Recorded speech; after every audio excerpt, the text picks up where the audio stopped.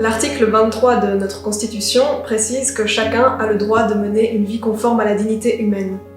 Pourtant, quand on va sur place dans les logements, on se rend compte qu'on en est encore bien loin. Parce que pour nous, dignité humaine, ça rime forcément avec un logement suffisamment équipé et isolé, avec un environnement sain, un accès suffisant à l'énergie et à l'eau.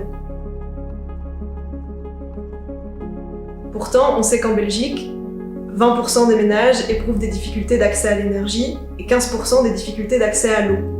Pour eux, des tâches aussi simples que se chauffer, s'éclairer, cuisiner, prendre soin de son logement deviennent très complexes.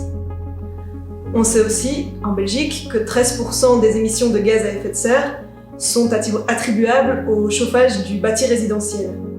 Et c'est notamment dû aux nombreuses passoires énergétiques qui sont encore sur le marché et qui n'ont jamais été rénovées.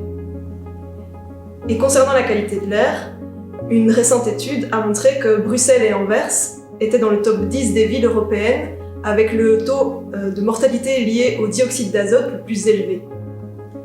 Et toutes ces problématiques, elles touchent plus sévèrement les publics précarisés, mais elles concernent absolument tout le monde.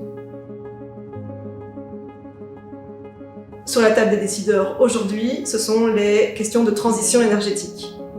Si on ne fait pas le lien entre ces types de problématiques avec l'accès à l'eau, au logement, à un environnement sain, et la transition énergétique, on passe à côté des bonnes solutions.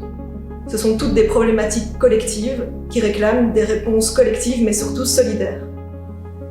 Donc il est grand temps de mettre sur pied une politique de rénovation massive du logement en commençant par les passoires énergétiques et en s'assurant que chacun pourra encore accéder à un loyer raisonnable. Il est grand temps aussi de garantir un accès suffisant à l'énergie et à l'eau, au moins pour les besoins essentiels.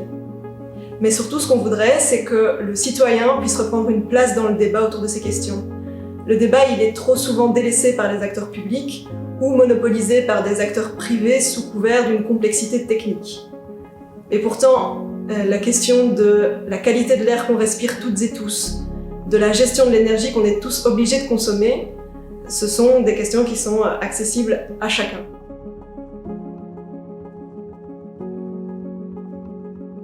Pour que chacun puisse vivre dignement et confortablement dans son logement, rejoignez-nous le 28 mars.